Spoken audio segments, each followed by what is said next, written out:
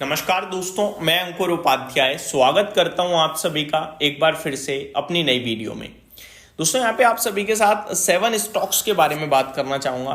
कुछ खबरों में है, कुछ लाइमलाइट में है, कुछ में तो ऐसा हो गया है कि इन्वेस्टर सिर्फ इंतजार ही कर रहा है कि मेरा भाव कभी आएगा या नहीं आएगा। पूरी तरीके से फुल्ली ट्रैप्ड है। इन स्टॉक्स के बारे में अब कोई ज़्यादा बात भी नहीं करता है। सबसे बुरी बात तो ये है, इनमें से कुछ स्टॉक्स के बारे में ज़्यादातर तो चर्चाओं में रहते हैं वैसे, और कुछ कंपनियां एक्चुअली में ऐसी हैं कि डैमेज टाइप दिख रही हैं, लेकिन कुछ कंपनियां ऐसी हैं कि जिनमें मेरे को वैल्यू दिख रही है। तो एक एक करके स्टॉक डिस्कस करता हूं।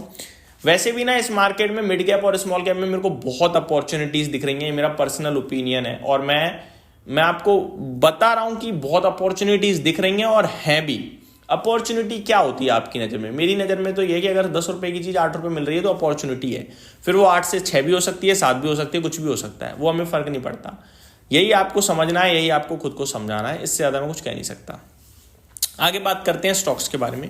पहला स्टॉक है दोस्तों जो आजकल लगातार खबरों में है और अब क्या है कि मूवमेंट नहीं दे रहा, तो लोग वैसे ही फ्रस्ट्रेट हो रहे हैं, अरे यार अब तो मूव भी नहीं कर रहा, क्या करें, फंस तो नहीं गए कहीं हम। वो है केन्स टेक्नोलॉजी। पहले 10-10, 12-12, 20-20% गिर रहा था, फिर 2-3 दिन उसी प्रकार से जंप मारा, अब साइड वे हो गया है। दोस्तों, मैंने इसके ऊपर एक डिटेल वीडियो भी बनाई थी। मैंने आप सभी से कहा था कि एक्चुअली में ना स्टॉक में जो कुछ होना था हो गया। अब Q3 के नंबर्स आएंगे और फिर खरीदने के या बेचने के बारे में सोचेंगे। वैल्यूएशन टर्म्स में इस भाव पे ये स्टॉक खराब नहीं है, ये मेरे वर्ड्स थे। फिर मैंने एक और डिटेल वीडियो बनाई आपके लिए थोड़े दिन बाद, 2-3 दिनों में, जब मैंने कहा कि ये स्टॉक ना एक्चुअली में हम सबको बेवकूफ बना रहा है। इस स्टॉक में एक बहुत बड़ा फॉल हुआ, फिर लास्ट लेग ऑफ फॉल जो था, जो लास्ट डे का फॉल था, जहां सबसे ज्यादा खराब समय हो गया, स्टॉक में भयंकर गिरावट हुई, लो लगाया अराउंड 3750 का। उस दिन के बाद से अगर मैं नोटिस करूं तो करीब 1 2 3 4 5 6 7 ट्रेडिंग सेशंस हो चुके हैं, लेकिन इस स्टॉक ने एक भी दिन उसी दिन का ना हाई ब्रेक करा ना लो ब्रेक करा। और जिधर भी ये हाई या लो ब्रेक करेगा ना, उधर ही मूवमेंट आएगी, ये क्लियर कट है। एक मदर कैंडल फॉर्म हो रखी है, उसके अंदर काफी छोटी छोटी कैंडल, 7 कैंडल्स बन चुकी हैं, 7 दिन हो चुके हैं। यानी मैं आपको एग्जैक्टली बताता हूं, आप खोल के देखिएगा अपने चार्ट्स पे। केन्स टेक्नोलॉजीज में 8 दिसंबर का जो हाई है वो 4409 का है, सॉरी 4530 का है। जो अभी मैंने बताया वो ओपन था, अभी हाई बता रहा हूं। हाई है 4530 का और लो है 3750 का। लास्ट 7 ट्रेडिंग सेशंस में एक बार भी ना तो हाई ब्रेक हुआ है ना लो ब्रेक हुआ है। फॉर एग्जांपल, उसके अगले दिन सबसे बड़ा मूव आया था, लेकिन जो हाई था वो 4435 था और लो था 3712। तो लो ब्रेक हुआ था इस दिन, बट हाई ब्रेक नहीं हुआ। ठीक है, क्लोजिंग बेसिस पे 4356 पे बंद हुआ था, इसलिए वो विक मेरे को दिखी नहीं, इतनी ध्यान से नहीं देख पाया। एंड बाकी आप देख लो किसी भी ट्रेडिंग सेशन में कुछ मूवमेंट नहीं है, और अब तो मूवमेंट भी छोटी छोटी हो गई है।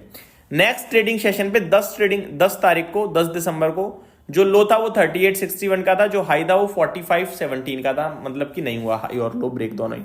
उसके बाद तो छोटे छोटे मूव हैं।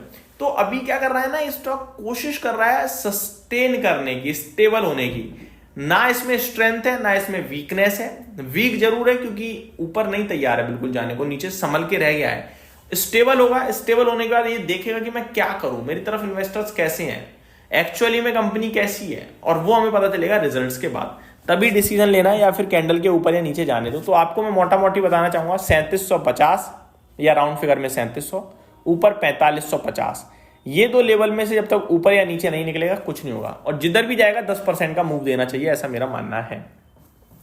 अगला है दोस्तों ट्रेंड। इसमें मेरा वन साइडेड ओपिनियन है, विदाउट एनी हेजिटेशन। ये है क्वालिटी और ये है मौका। जी हाँ दोस्तों, ट्रेंड में 4000 रुपए में मेरे को क्वालिटी और मौका दोनों दिखता है। अब आपकी मर्जी है, आपको डरना है, घबराना है, कंपनी को बेकार बताना है, जो करना है कर लो। मेरे को 1.5 लाख 1,40,000 करोड़ के मार्केट कैप पे ट्रेंड कहीं से कहीं तक खराब नहीं लगता। मेरे को 3 लाख करोड़ के मार्केट कैप पे खराब लगता था। मैंने कहा भी था कि आप सोचो बहुत महंगा हो गया, लेकिन लोग नहीं माने थे उस समय। आज की डेट में भी नहीं मानेंगे कि अच्छा है, जब ऊपर हो जाएगा तो मानोगे भी। अच्छे खासे स्टोर ओपन हो रहे हैं, बढ़िया सेल्स है, कोई दिक्कत नहीं है, आगे भी आती रहेगी। नंबर्स खराब नहीं हुए हैं, जो वैल्यूएशंस महंगे हो गए थे वो रीजनेबल हो चुके हैं। अब मेरे को लगता है मौका है। अगला स्टॉक है जियो फाइनेंशियल सर्विसेज। ये कुछ नहीं करेगा, ये परेशान कर रहा है, अभी साइड वे पड़ा है। हो सकता है नीचे 270 260 आ जाए, या हो सकता है 320 हो जाए। बट इस स्टॉक को आप 3 साल प्लस के व्यू से देख रहे हो तो बाय ऑन डिप है। हर 10% गिरने पे आप इसको एक्यूमुलेट कीजिए। आपका मेरे को लगता है आगे चलकर ये पोटेंशियल लगता है आपकी मतलब अच्छी खासी पोर्टफोलियो में आपकी वेल्थ बनाने का। खराब नहीं लगता, बट शॉर्ट टर्म के लिए मेरे को लगता है झुलाता रहेगा आपको। अगला है AWL एग्री बिजनेस। दोस्तों इस कंपनी के लिए जो कुछ होना था हो चुका है, लेकिन उसके बाद भी इसमें अप मूव नहीं आ रहा है, तो वैल्यूएशन में भी खराब नहीं लगता। 31,000 करोड़ का मार्केट कैप है और सिंगल क्वार्टर की सेल 17,600 करोड़ की है। 250 करोड़ का मुनाफा है। एक क्वार्टर में एक फाइनेंशियल ईयर में 1,1100 करोड़ का मुनाफा बनाती है कंपनी। तो महंगी तो कहीं से नहीं है।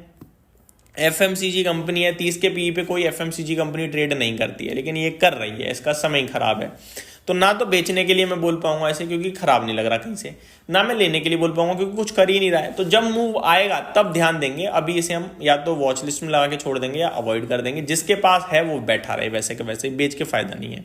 अगला है दोस्तों डीमार्ट। मेरे को लगता है कि ये भी कहीं ना कहीं बहुत लंबे फेज से निकल रहा है कंसोलिडेशन के। 3758 पे डीमार्ट में खोने को कुछ नहीं है। अगर आप इसको 1.5 साल का व्यू से देखते हो तो मुझे लगता है मौका ही है। सेम ट्रेंड जैसा ही है, 89 के पी पे ही है, 88 के पी पे ट्रेंड है। बढ़िया चेन है, बढ़िया स्टोर्स हैं, सब कुछ अच्छा है। बस ये है कि ब्लिंकिट वगैरह इनका थोड़ा धंधा खा गए हैं, लेकिन कंपनी खराब नहीं है। वैल्यूएशन रीजनेबल हो चुके हैं। प्रॉफिट्स की बात करें तो वो टूटे जरूर हैं, बट ऐसा नहीं है बहुत ही कम हो गए हो। मेरे को लगता है कि आपको बस थोड़ा समय और देना चाहिए। अच्छी कंपनी है, पैसा इवेंचुअली बनाएगी आपके लिए। दिव्यानी इंटरनेशनल और सफायर फूड्स दोनों में बड़ा बुरा हाल हुआ पड़ा है, बहुत बुरी तरीके से टूटे हैं स्टॉक्स। दोनों में मर्जर की खबर भी चल रही है। मेरे को लगता है मर्जर वर्जर हो जाए, एक बार डिटेल्स आ जाए उसकी और ज़्यादा तो ही सही है। अदरवाइज यहाँ पे तो मैं आपसे कहूँगा कुछ ना करें तो ज़्यादा बेटर है। दोनों के प्रॉफिट्स गायब हो चुके हैं, वैल्यूएशन हवा में हो चुके हैं, तो समझ में नहीं आ रहा है क्या हो रहा है। लिस्टिंग 2021 में स्टॉक 112 पे ट्रेड करता था, 250 रुपये चला गया था 2023 में। ज़्यादातर समय 190 180 रहता था, अभी 126 रुपये पे ट्रेड कर रहा है। तो मैं कहूँगा कुछ भी ना करें, पूरी डिटेल्स आने दें मर्जर की, फिर ध्यान देंगे। ये मेरी तरफ से अपडेट थी। उम्मीद करता हूँ वीडियो पसंद आई होगी। Thank you so much for watching this video. Have a great day guys.